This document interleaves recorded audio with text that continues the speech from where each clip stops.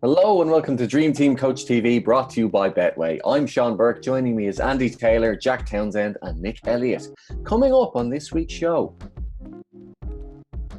Imagine that being West Ham's problem, that they keep going 3-0 up too early. The stuff they've had in recent years. They call it a working class game. Jeez. Why do you keep talking so much about not qualifying for Europe? There probably is a slim chance that Roy Keane is your dad. Probably, yeah. Or you could go to Sheffield United and try and get...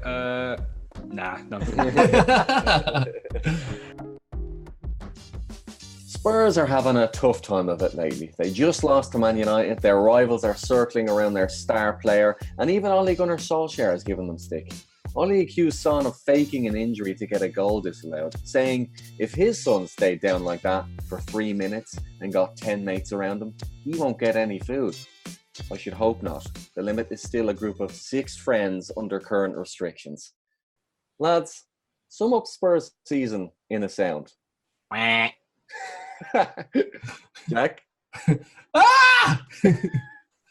Nick? Nice. Was not expecting that. You went nuanced because the bar was set high. Thanks for those sounds. I think they've summed it up quite succinctly. But in actual words, what is there left for them to hope for this season or to do? Well, I don't want to go in with like a really bold statement, and I feel like you just think I'm a cliche these days for doing so. But is there been a worse time in Spurs' history in my lifetime? I don't know whether there has been. You know, yes. Has there?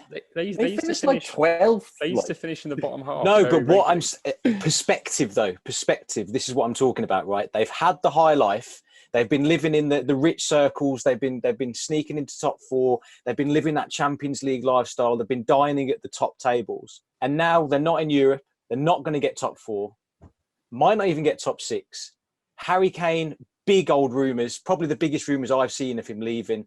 And who could blame him? Look, I mean, Harry Kane could have a really nice post-career. You know, he could stay at Spurs till he's 35 and he could be the club top goal scorer and, you know, league top goal scorer. And, you know, he could dine off being a Spurs legend for the rest of his life. He could host Spurs TV and he could do all these whining and dining functions around Tottenham. Like, you know, he could live off that. But ultimately, he's 27, turning 28. It's the perfect time to go and pick himself up a 5-6 year deal somewhere. And they've got Jose as well. You know, like, I don't think they can get rid of him. I think his wages will be too high. If he doesn't qualify for Europe, though, isn't there a clause that they can get rid of him for cheaper?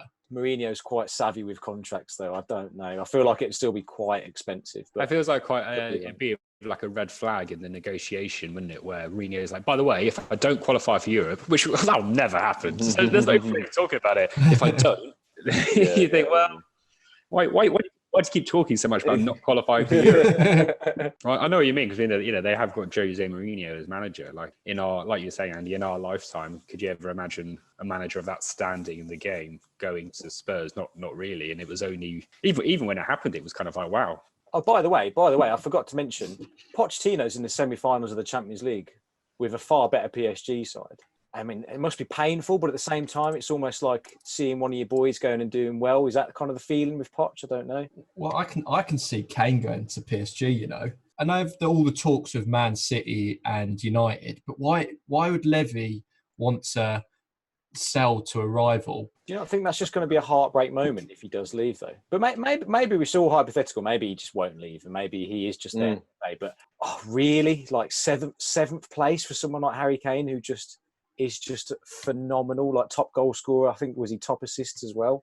Yeah. I mean, it's just unbelievable. He deserves better. Deserves some silverware. Well, he might have a Carabao Cup under his belt. So that's the thing, isn't it? You know, everyone's like, oh, what is there left to play for? Because everyone kind of assumes already that they're going to lose in the final. And that's not even like, I think the most telling thing is, you know, ask what the Spurs fans think. You know, it's all right for us saying, oh, we're City are definitely going to win that. I think what's even more telling is that if you're a Spurs fan, they're probably, City are going to win that. Do you know what I mean? Like if it was like, I don't know, even if it was like someone like who's close around them, like an Everton maybe, or someone like that, or even Aston Villa, you might get a section of their fans that kind of feel like, oh, do you know what?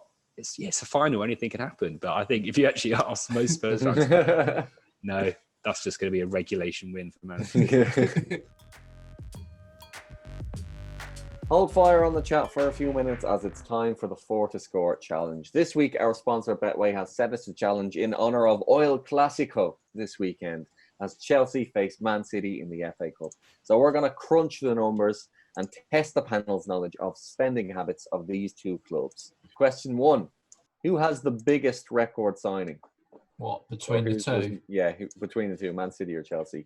Which one is more expensive? Mm-hmm. You're all correct. It is Chelsea with Kepa. So that's not that Wow.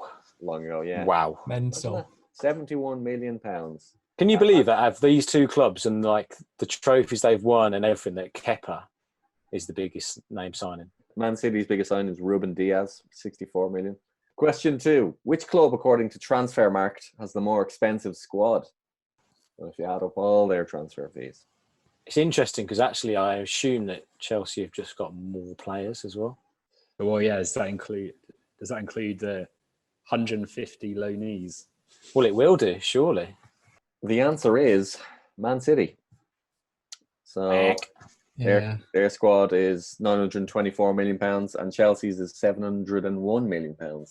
Question 3. Who has the more expensive season ticket? I'm just going to go Chelsea, everyone, I think. You've all said Chelsea and you're all right. 1,250 is their highest. 900 is Man City. They call it a working class game. Jeez. Right, well, you'll have to stick around to find out who wins this week's 4 to Score challenge because right now it's back to the football chat. In response to Ollie's comments, Mourinho hit back, questioning his skills as a father. Glass houses, mate. Last time I looked, your son was nearly in tears after the match. So that got us thinking, who would be the best football dad?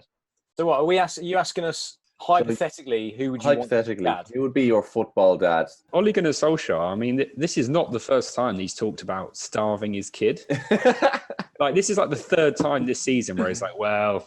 Really? If that was my kid, I wouldn't feed him. It's like, hey, you need to stop talking about how often you starve your kid. Solskjaer, like, I quite like him. Like, he's quite listenable, I think, in an interview. He seems like fairly and comes quite easy. But some of his quotes seem like, is there not one instant he can think of this season that one of his own players has exaggerated contact? Yeah, come on. That's Premier League football at this stage. I think every club has that, you know. But I'll start off. I got to say Roy Keane. I just think he'd be hilarious. And look at his dad behavior on Instagram these days. It's just endlessly entertaining. There probably is a slim chance that Roy Keane is your dad. Probably, yeah. Yeah, didn't Man United do a tour of North Dublin in 1991? We need to do like the same maths we did for Griezmann. Yeah. Played in the Fingal Stadium in North Dublin for 3 weeks. I can't wait for you to do a This Is Your Life kind of like. Keane would probably be the last person I would want as my dad. Let's be quite honest. It's a bravado, right? Like behind the scenes, he will be cracking the whip on his kids. There's absolutely no two ways about it. If a kid comes home to Roy Keane and they've not done their homework and they've got a little detention, I mean... Nah, I reckon it's the opposite. I reckon he takes it out on everyone else. Yeah, I think so. And then there is world. Once he gets home, he's a different man. So I've got a really obvious one.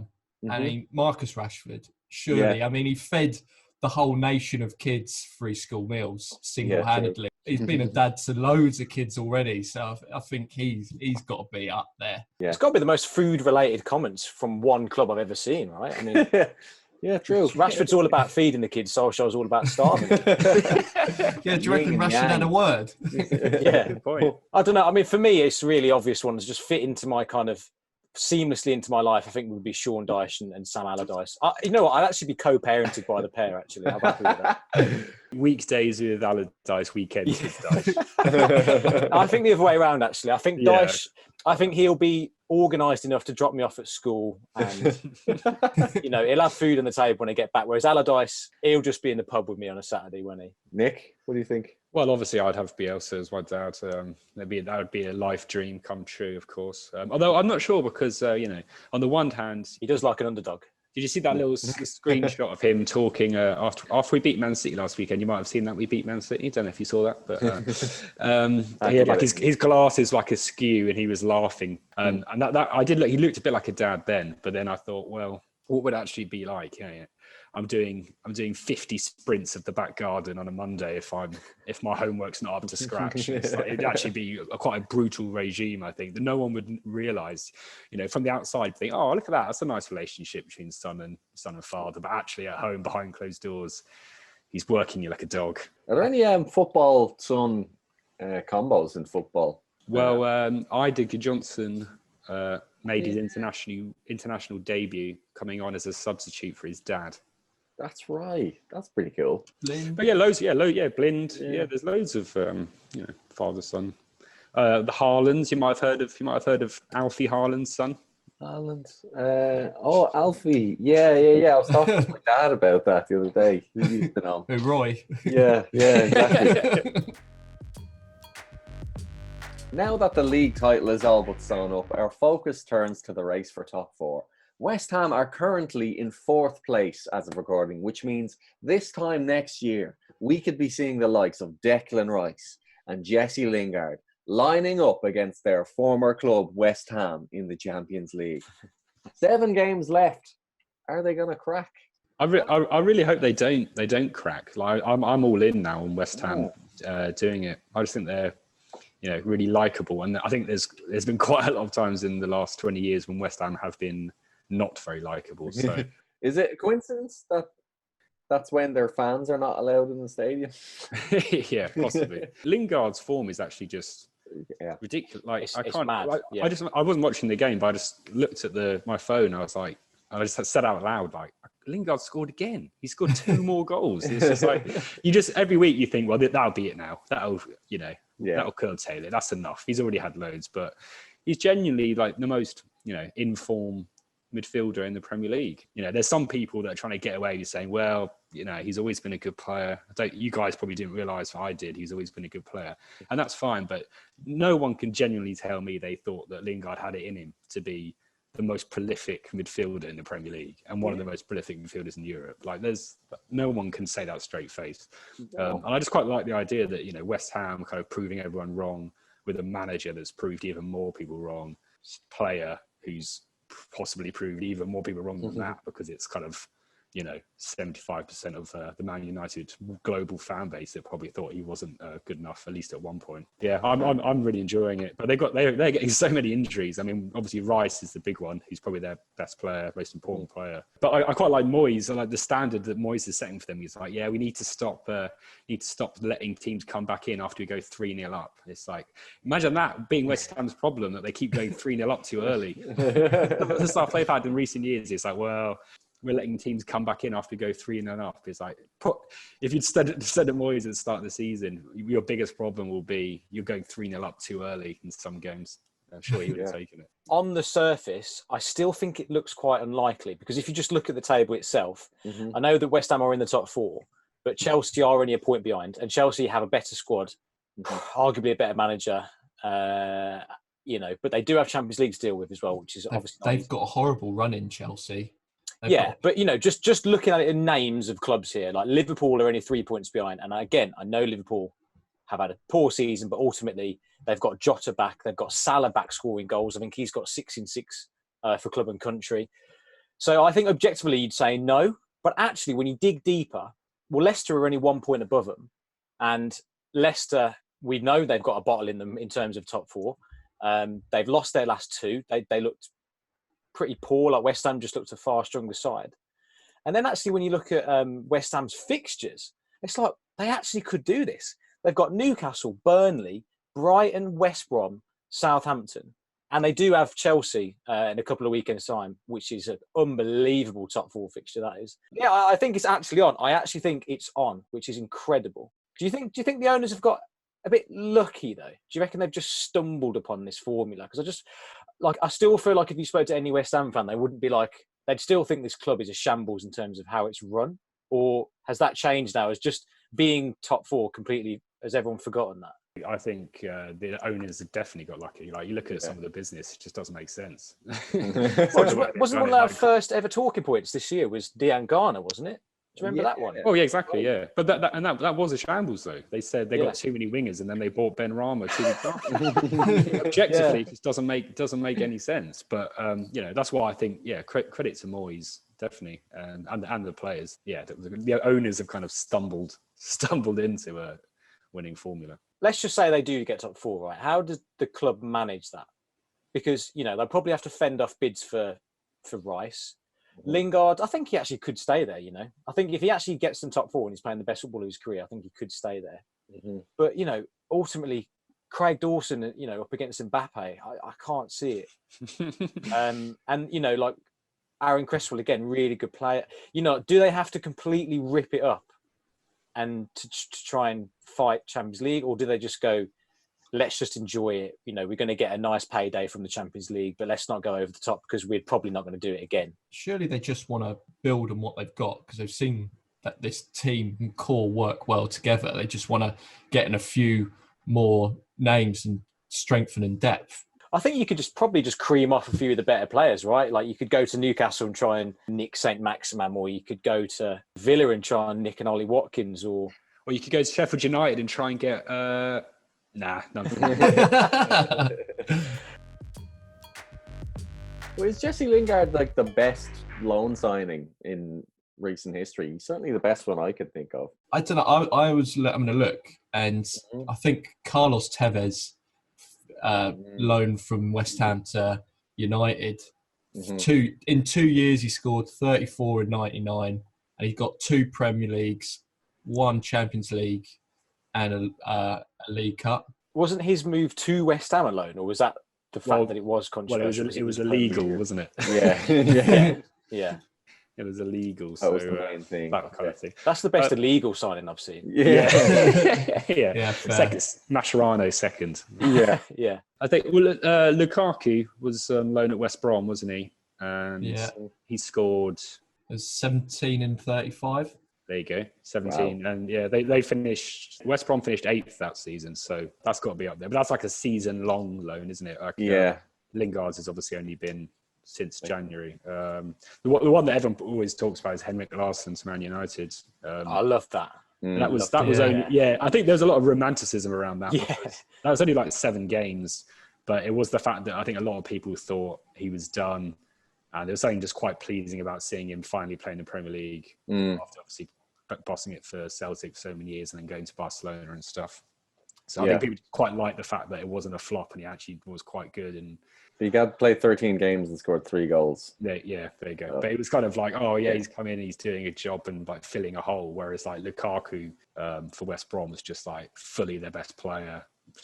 They were like West Brom nearly qualified for Europa League. Say Lingard, I think we're saying he's 100% the best loan signing this season. Mm-hmm. But not far off is another West Ham player, Craig Dawson. I think I mentioned him last week. I don't know how Moyes is getting him playing like he is, but I mean, he's just rock solid. He's always been a top pro, but he's not been a top 4 centre-half. But there could be no complaints if he made the Euro squad. And I know that's so weird. And I know we'd look at the team sheet and go, oh my God, Craig Dawson. But he's so solid. I think, was it Moyes said that he's the best? I think he said he was one of the best players he's ever worked with on set pieces or something the other day. So, I mean, it just shows how important that loan market is, because West Ham have arguably made the 2 best this year, and look where they are. I had him confused for Michael Dawson for an embarrassingly long time. People kept talking about Dawson, centre-back. I was like, I think I know who you're talking about. So it's nice to finally get to the bottom of that. Well, we have to find out who won our 4 to score challenge this week. It was between Nick and Jack, so let's see what happens. All right, it's on to the final question now, and it's just down to Nick and Jack for this one. It's between you 2 guys. So here we go. Final question. Who has the higher wage bill of their whole squad put together? The answer is Man City. Well, this is actually quite close. Theirs is 136 million and a half, and Chelsea's is 132 million and 3/4. What is that, a week? No, that's like the year, like the season. Yeah. A week. Imagine. Don't know what they want these days, do you? Congratulations to Jack. Oh, no, not you. Actually, I take that back. Yes, no, I take it. No. Could have congratulated him in a second. Yeah, congratulations to Jack. You've come second. But bigger congratulations to Nick, because you have won. Sadly for you, despite the theme of this week's challenge, there is no cash prize. Yeah. Hey, I'm on the podium as well. Let's not forget that. Yeah, by default, like a technicality. Well, that's all from us, folks. Thank you for joining us on another episode of Dream Team Coach TV, brought to you by Betway. Good luck with your dream teams, and we will see you again next week.